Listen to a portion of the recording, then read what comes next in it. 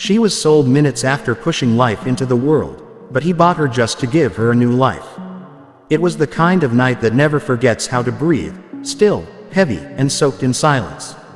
The air outside the little wooden shack smelled of iron and smoke, the kind that clings to your throat.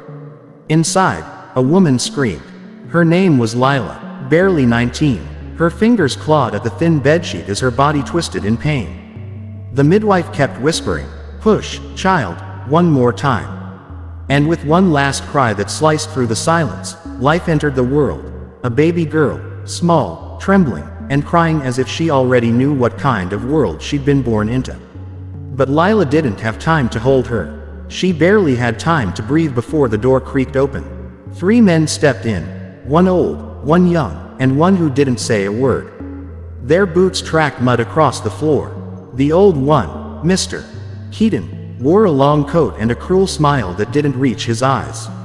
"She's done," he said coldly. "Take her." Lila's heart stopped. "Take who?" "The girl," he said. "You know the deal." And just like that, the midwife froze. She'd seen this before. It was a trade no one talked about but everyone knew existed. Poor mothers selling their newborns to rich men, sometimes for a loaf of bread, sometimes for a handful of coins. Lila cried, begged, clawed at the air, but the man with no words, the one in the back, lifted the baby and walked out before she could even see her daughter's face. That night, Lila's cries became part of the wind. And miles away, under the same moonlight, the baby was placed into a carriage with a small wooden tag around her wrist, property of Keaton Trading. But fate is a strange thing. It waits quietly, until the right person crosses the wrong path. The next morning, a man rode through the same dusty road where that carriage had stopped. His name was Elias Ward, a war veteran, a man who'd seen too much blood to ever look at the world the same way again. He noticed the carriage on the side of the road, the baby crying, the driver arguing with a man over payment. Elias didn't plan to stop. He'd learned not to interfere. But something about that baby's cry, something raw, almost desperate, made his horse slow down. "What's going on here?" Elias asked. The driver spat on the ground. "Not your concern, sir. She's sold. Her mother gave her up." "Sold?" Elias's tone hardened. "You're trading a child." The man shrugged. "You got a problem with business, stranger." Elias dismounted. The way he looked at the man, cold, steady, dangerous, made the air shift. "How much?" The driver blinked. "What?" I said how much. "If she's for sale, I'm buying." The man hesitated. "Ain't no reason to." Elias pulled a small leather pouch from his coat. Coins clinked. "That's triple whatever you're getting paid." Silence. The man looked from the money to the soldier's eyes, then snatched the pouch and backed away. "She's yours." Elias stepped forward, gently lifting the tiny baby. She fit in one hand. Her cry softened when he wrapped her in his coat. He looked at her face, small, pink, and fragile, yet somehow strong enough to survive being born into cruelty. "Not anymore," he whispered. "You're not theirs anymore." He didn't know why he said it. He didn't know what came next. All he knew was that he couldn't walk away. That evening, Elias reached a small town by the river. He found an old doctor and explained what happened, leaving out the part where he practically bought a child off a roadside. The doctor nodded slowly. "You did the right thing, son. But raising a baby, that's no small burden." Elias just smiled faintly. Neither was War, as he watched the baby sleep, wrapped in a borrowed blanket. He made himself a quiet promise. He didn't know who her mother was, or what she'd suffered, but one day, he'd find her. He didn't save that child just to be her guardian. He'd saved her because somewhere deep inside, he felt that maybe saving her might just save himself. But little did Elias know, the men he bought her from weren't done yet. 2 nights later, while he slept in a small inn, someone slipped a note under his door. "You have something that doesn't belong to you. Return her, or we'll come for both of you." Elias froze. He looked down at the sleeping baby in his arms, her tiny chest rising and falling with each breath. He knew then, this wasn't over. Because some lives aren't just bought or sold, they're fought for. And Elias Ward was ready for another war. But the question was, who were these men really working for? And what secret was hidden in that baby's bloodline that made her worth killing for? The rain came down hard that night, thick, heavy drops that rattled against the windows of the old inn like fists demanding to be let in. Elias Ward sat in the corner room, his revolver laid open on the table, cleaning it slow and steady, like a man who'd done it 1,000 times before. The baby, wrapped in an old wool blanket, slept quietly beside the fire. But his mind wasn't quiet. That note, "Return her or we'll come for both of you," burned in his thoughts like a brand. He didn't know who sent it, but he knew one thing: men who write notes like that never bluff. Elias had seen their kind during the war, the ones who wore fine suits but had dirtier hands than any soldier. The ones who treated people like possessions. He leaned back in his chair, staring at the flame. "What did they want with you, little one?" he murmured. The baby shifted slightly, as if answering him. He smiled faintly. "Don't worry, I've been hunted before." But even as he said it, thunder cracked outside, and he felt the old familiar chill run through his spine, the one that warned him danger was already too close. By morning, Elias had packed. He wrapped the baby in his coat again and rode out before sunrise, heading north. The hills were steep, the roads narrow, and his horse seemed to sense his tension. Every sound, a snapping branch, a distant crow, made him reach for his gun. He needed answers. He needed to know who she was, and why they wanted her back so badly. After 2 days of riding, he reached a quiet riverside town called Briar's Edge. It was small, just a handful of wooden houses, a church, and a trading post. Elias went straight to the local records office, an old building with cracked windows and a clerk who looked like he'd been there since time began. "I'm looking for information," Elias said, keeping his voice low. "About a family name, Keaton." The clerk's eyes flicked up. "You sure you want to go digging there, stranger?" "I didn't ask for advice," Elias said. "Just records." The old man sighed, pulling out a dusty ledger. "Keaton's own half this valley. Trading company, but that's just the front. Word is, they deal in people. Mostly women. Sometimes children." He hesitated. "You're not the first one asking questions." Elias tensed. "Who else came?" "Woman. Young. Maybe 20. Said she was looking for her child. Disappeared a week later." Elias's hand froze on the counter. A young woman, looking for her child. Could it be? He leaned closer. "Do you know her name?" The clerk nodded slowly. Lila Keaton." Elias felt his chest tighten. The name hit him like a gunshot. "Keaton. She's part of them." The clerk shook his head. "Married into it. Poor girl. Her husband's father runs the trade. Nasty piece of work. Rumor says when she gave birth, they took the baby to settle her husband's debt." Elias felt his throat go dry. The pieces clicked together. The night of the birth, the crying mother, the man who sold the baby. It wasn't just poverty, it was power. Lila's husband had sold his own child, and Elias had unknowingly stepped right into the middle of it. He thanked the clerk and left, heart pounding. If Lila was still alive, he had to find her. But as he stepped outside, a shadow moved near the alley. He caught it instantly, years of soldier's instinct snapping into place. He turned sharply, revolver half drawn. "You can come out now." A figure emerged. A young boy, no more than 12, thin and trembling. "Mister, they told me to give you this." He handed Elias a folded note and bolted before Elias could stop him. Elias unfolded it slowly. The handwriting was neat, controlled. "Stop searching for her. You don't know who you're protecting." This one wasn't signed, but there was a small wax seal at the bottom. A crest, the same one branded on the baby's wooden tag, Keaton Trading. Elias tucked the note into his coat and mounted his horse again. His decision was made. If they wanted him to stop, he'd go straight to the source. The Keaton estate lay deep in the hills, surrounded by black fences and rumors. They said no one ever went there uninvited. Elias didn't wait for an invitation. By nightfall, he reached the gates. The mansion loomed ahead, tall and cold, with light spilling from only one window. He tied his horse quietly and slipped through the side, baby still tucked close to his chest. Inside, the house was too quiet, too clean. Then he heard it, a soft voice from upstairs. A woman's voice, crying.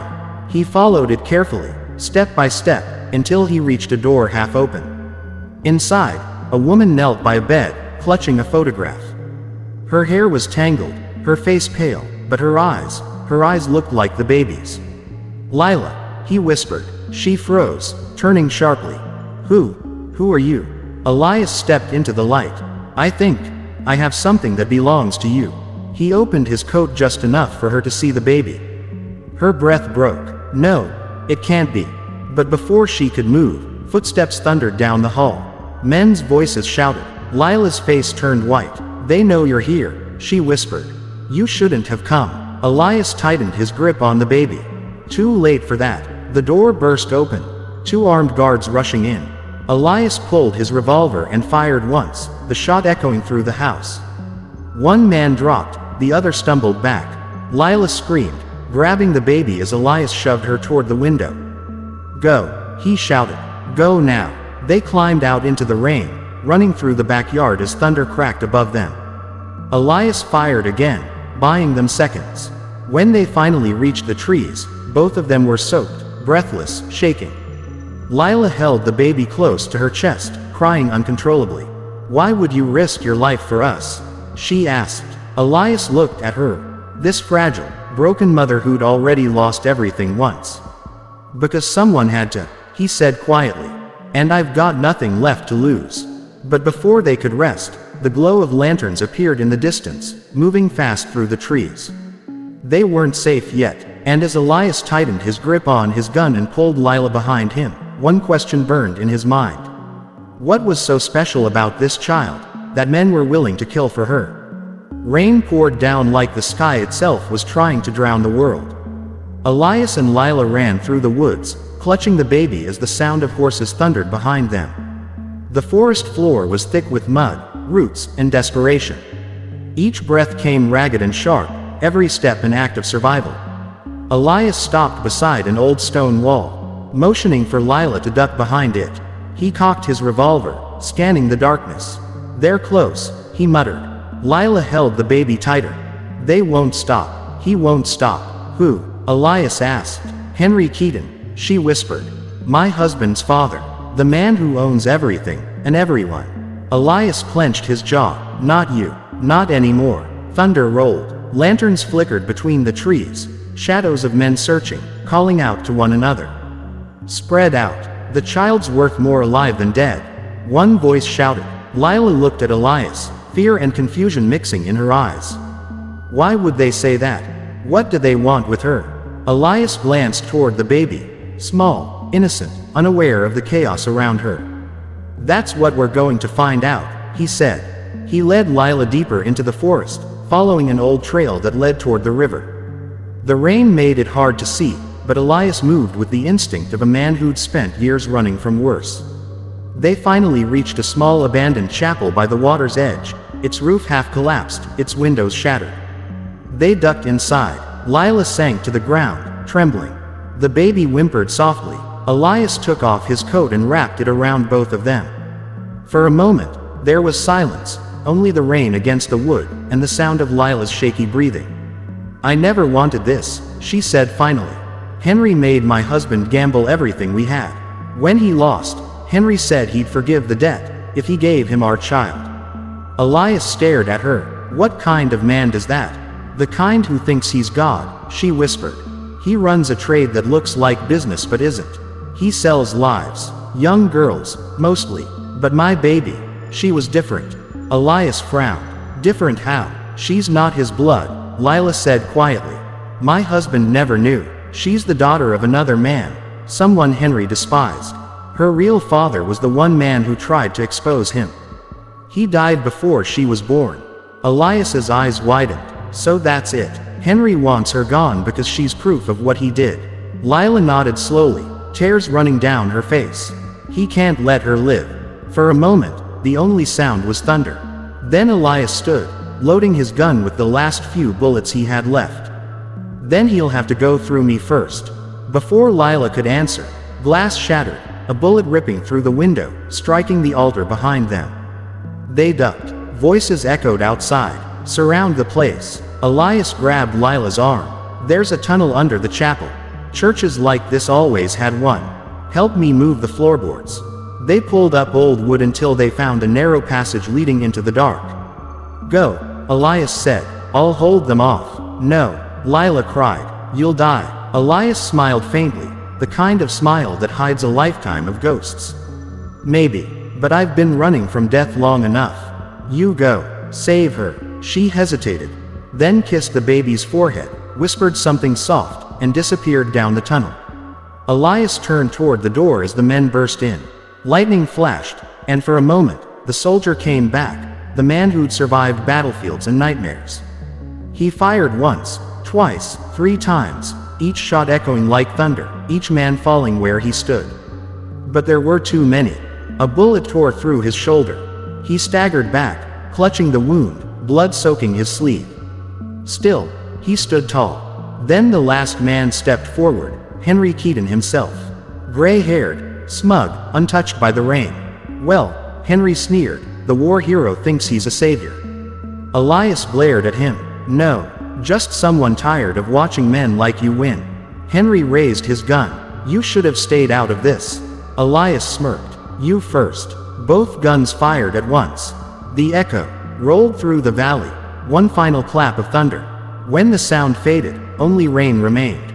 Hours later, as dawn broke over the river, Lila emerged from the tunnel on the far side of the hill, baby still in her arms. She looked back toward the smoking ruins of the chapel, tears mixing with the rain. He was gone, but beside her, on the muddy ground, lay his coat, heavy, worn, and warm from the inside. She picked it up, clutching it close, whispering, "Thank you." Years passed. Lila moved to another town, another life. She raised her daughter, now bright-eyed, strong, and full of the same quiet fire Elias once carried. She told her stories of a man who wasn't her father, but who saved her all the same, a man who gave his life so she could live freely.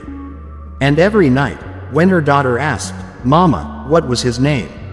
Lila smiled softly. His name was Elias Ward, the man who bought you, just to give you back your life. The wind would blow through the window then, carrying the faint sound of rain, like a memory that refused to die. Because sometimes, the truest kind of love doesn't come from blood or name. It comes from the strangers who decide that someone else's life is worth more than their own. And in that way, Elias never really died. He lived on in every heartbeat that little girl ever took. He lived on in the life he bought, not with money, but with courage. Thank you so much for watching this story till the very end. Your support means more than words can ever say. If you felt the depth of this journey, don't forget to give it a like, share it with someone who needs it, and most importantly, subscribe to the channel. Together, we'll keep bringing powerful stories to life, and your presence here makes all the difference.